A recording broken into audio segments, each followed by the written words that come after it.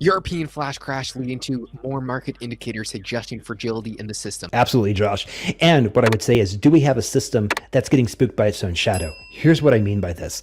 I don't know enough to go into the intricacies of the market, but if you have algorithms, so in the case of what happened yesterday, I believe it was a city or some version of or some flavor of city that got spooked, sold off everything. Now, granted, things were able to bounce back, things came back, so I guess there was really no harm, no foul in the big picture.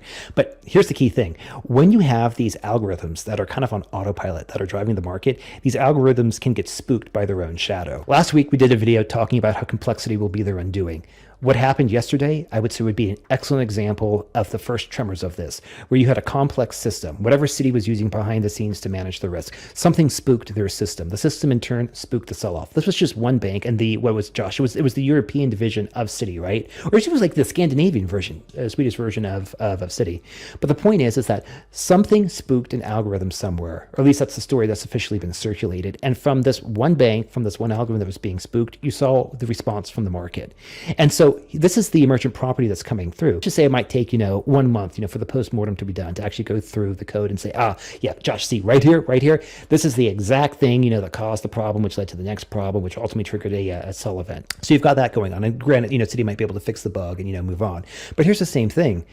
The act of doing this increase volatility. And in the act of increasing volatility, what if, let's say another bank, Deutsche Bank, Standard Chartered, Societe Generale, now whatever, right? What if they had similar algorithms in place that are now one step closer to pushing their own nuclear, red button to sell everything? And this is the formation of these emergent properties that are coming out, where you have these systems that are designed to protect and to help, and they work normally when everything's operating within a normal market condition.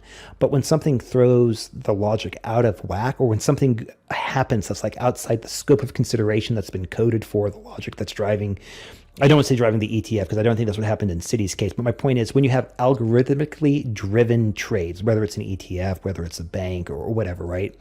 And you don't bullseye exactly, the inputs and the logic that runs these algorithms, you actually have, I would argue, a very large exposure point, because as long as you have accurately modeled out the real world, you're good to go. Problem solved. But if you haven't accurately modeled out the real world, you will run into the problem of what it is you do know that just ain't so. That'll get you into trouble. And again, I was like, could you go back to this, but think of LTCM in 1998, when you had Russia defaulting on their own internal bonds, and the assumption that was violated, which basically hosed over LTCM and then eventually threatened to host over Wall Street, was that no sovereign would default on their own internal bonds. And that's exactly what happened. Even if you have everything, if you have everything perfectly correlated to human condition, then you think everything is correct. The problem arises is people do not always act according to past precedences.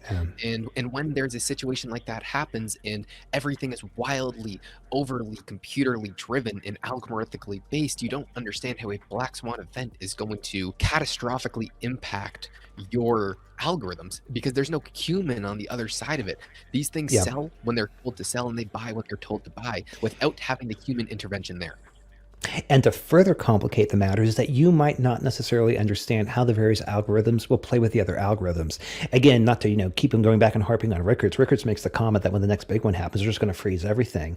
So generally, I think many people interpret that as the reason they're freezing everything is just to basically help people calm down and not panic, because panic people will sell whatever, be a bad thing. But I suspect another dimension to that might be the reason they have to pause everything is that they, and when I say they, what I mean is financial institutions who are professional players, the banks, the brokerages, et cetera. The basically the people who code in, algorithmically driven assets that are traded on algorithms themselves. They themselves might not understand how these things interact, and so the freeze basically says, okay, listen, we basically have to shut down, because we have functionally lost control of the outcome of these algos. Like we do not know how to deal with this. We do know if we turn the market back on and we let trades just happen, it's going to be a complete shit show. We're starting to see some of the first cracks in the system. I mean, we're seeing all these things. We've talked about everything that's happening with the repo fails, with all these variety of issues. We just saw another one Monday, which was the flash crash, just from this small algorithm twisting and turning its knobs, acting accordingly. It's adding this extreme market fragility in different circumstances, and the more this happens, the more it will continue to happen, and the bigger the problems will get when the next event happens, which will probably lead to extreme volatility in everything. We have our views with the GME saga, and we think that could add some sort of massive chaotic event that could drive all these things, but it could be anything. Absolutely. And when Absolutely. anything Oh, small happens and tips the iceberg, or the snow that starts the avalanche, anything small that starts this cascading effect will not be stopped until the algorithms stop. And when will they stop? well, exactly. And so this is the thing too. It's like, Josh, I don't know what's going to kick this party off, but I would bet it's going to be something stupid. It's going to be something stupid that will seem like funny way after the fact. But of course, when we're going through, it's not going to be pleasant. But here's the thing too, right? Everyone, again, like if we're going to freeze the system, everyone thinks we're freezing the system to keep, you and me and ma and pa kettle, whatever, from selling. Okay, great. That's going to be part of it. But I think the bigger picture is that the reason they need to freeze the systems, they have to freeze the algorithms. And the only way they have to freeze the algorithms is to use, the nuclear option to say, like, you cannot sell. So that's like turning to BlackRock. That's like turning to Vanguard. That's like turning to State Street or whoever, right? And saying, like, listen, you guys fundamentally don't have control of your algorithms. And think about it though.